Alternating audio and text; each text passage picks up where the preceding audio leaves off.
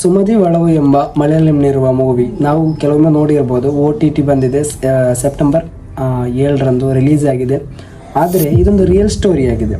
Video ಕೊನೆಯ ತನಕ ನೋಡಿ, ಸಬ್ಸ್ಕ್ರೈಬ್ ಮಾಡಿ.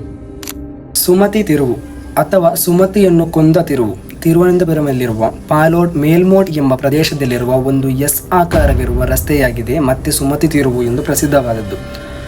ಹಲವಾರು ಭೂತ ಪ್ರೇತಗಳು ಇದರ ಹಿಂದೆ ಇದೆ ಎಂದು ಜನರು ವಿಶ್ವಸಿಸಿದ್ದಾರೆ.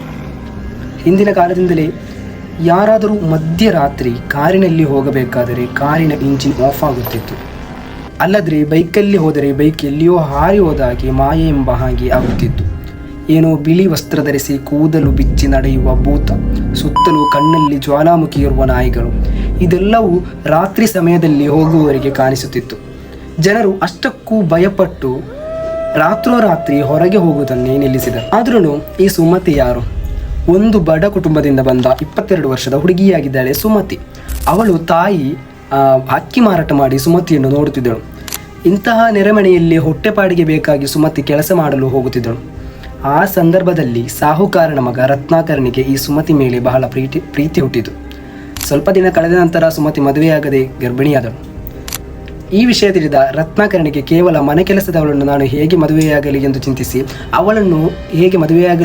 ಅವಳನ್ನು ಮದುವೆ ಮಾಡುವುದರಿಂದ ನಿರಾಕರಿಸಿದ.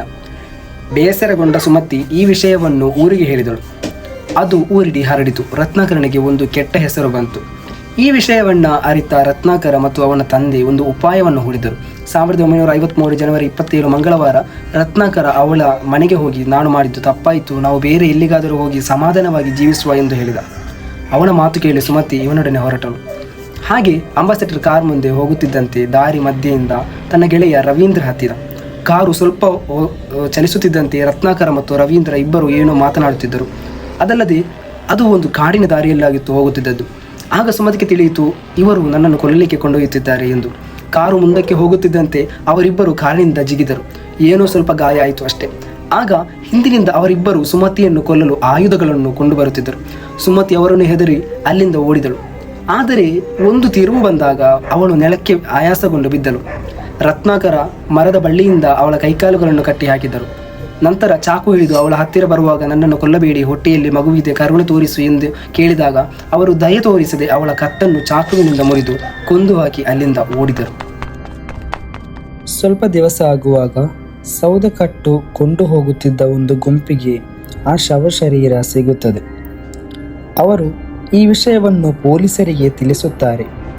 ಹಾಗೆ ಇವರಿಬ್ಬರಿಗೂ 15 ವರ್ಷದ ಜೈಲು ಶಿಕ್ಷೆ ಸಿಗುತ್ತದೆ. ಹಾಗೆ 15 ವರ್ಷ ಆದ ಬಳಿಕ ಅವರು ಸಾಧಾರಣೆಯಾಗಿ ಜೀವಿಸಿ ಮರಣ ಹೊಂದುತ್ತಾರೆ. ಆದರೆ ಈಗಲೂ ಆ ತಿರುವಿನಲ್ಲಿ ಏನೋ ಅದ್ಭುತಗಳು ನಡೀತಾ ಇದೆ. ಆದ ಕಾರಣ ಸಂಜೆಯಾದರೆ ಆ ರಸ್ತೆಯಲ್ಲಿ ಯಾರೂ ಹೋಗುವುದಿಲ್ಲ. ಅದು ಕೆಲವೊಮ್ಮೆ ಪ್ರೇತ ಆಗಿರಬಹುದು, ಅಲ್ಲದಿದ್ದರೆ ಅದೊಂದು ದರೋಡೆಕೋರರ ಕುತಂತ್ರವಾಗಿರಬಹುದು. ಆದ್ದರಿಂದ ಸಮಾಜ ಸೇವಕರು ಅದನ್ನು ಅವರಿಂದ ತಡೆಯಲು ಬೇಕಾಗಿ ಇಂತಹ ಕೃತ್ಯಗಳನ್ನು ಮಾಡುತ್ತಿದ್ದಾರೆ ಎಂದೂ ವರದಿ ಇದೆ. ಏನೇ ಆಗಲಿ, ಈ ದಾರಿಯು ನಿಶ್ಶಬ್ದವಾದರೂ ಅದರ ಭಯ ಸದ್ದು ಮಾಡುತ್ತಲೇ ಇದೆ.